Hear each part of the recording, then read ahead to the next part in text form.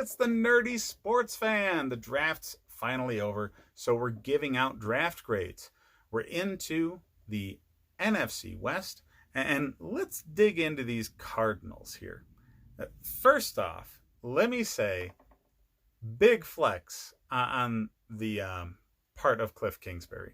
He had far and away the best looking draft room setup in the virtual draft. He made the Bengals head coach look like a homeless person in comparison. It's evident that he really appreciates having a fantastic place to stretch his legs, because that front room that he has is gorgeous. Anyways,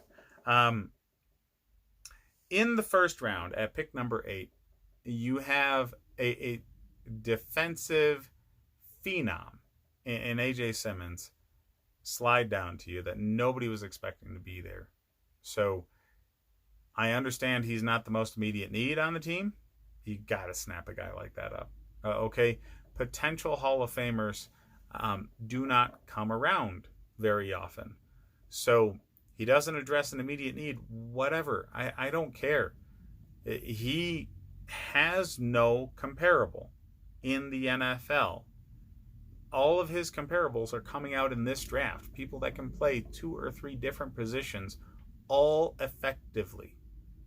So somebody like that is going to be a huge boost to your defense. Kudos for snapping him up at the number 8 pick. Now, beyond that, you get down into the third round. They don't have a second round pick because of the trade for DeAndre Hopkins. Yeah, you cannot separate this draft from other offseason moves that have been made. So the addition of Drake, the addition of Hopkins play into it. And both of those are really big additions. So, yeah, great job there. Third round pick, though, comes around. And whereas I would have loved for you to get one of the top tackles, AJ Simmons slid to you. And you just so happen to be able to pick up Josh Jones by the third round. A lot of people were mocking this guy in the first.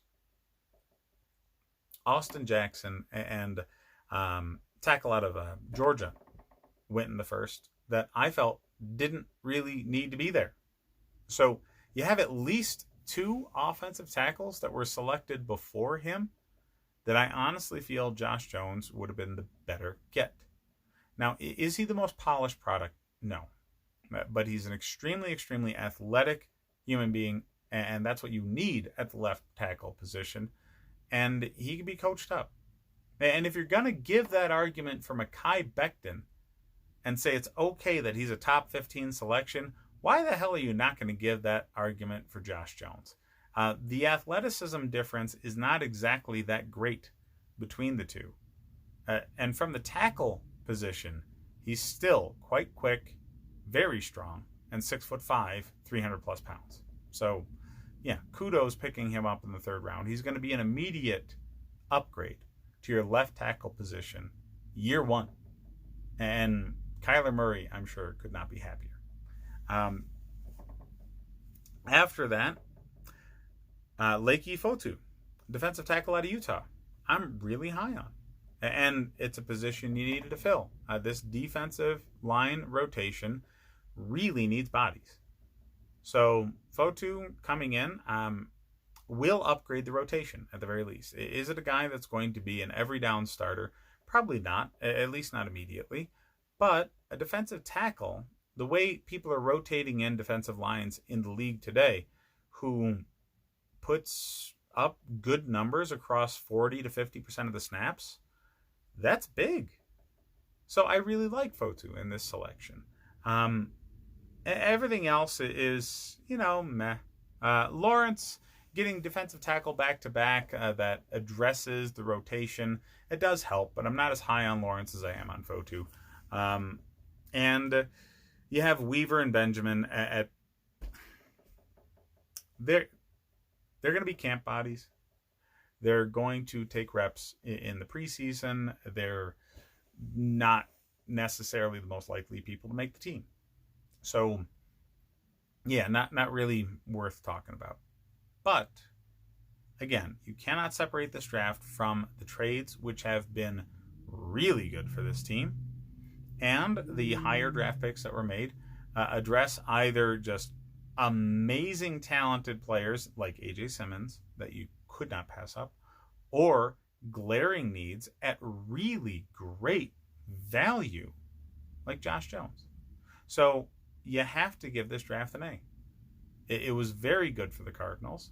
Um, I think Kingsbury and company are going to be that much better next year. And Kyler Murray with protection and better weapons is going to be fantasy football gold and maybe real football fantastic as well. So tell me what you guys think. Hit me up in the comments. Tell me what players you love, what players you hate. Check out the other videos that I've made to see what I think about the rest of the league's draft performance. And give me a like and subscribe if you enjoy the content. It's always appreciated. And now, hit me up on Patreon, because most of my content is actually fantasy football related during the season. I absolutely dominate fantasy football leagues, and I would love to impart that information onto you. If you need help setting your lineup or setting your draft board, I'm here for you. Thanks for watching.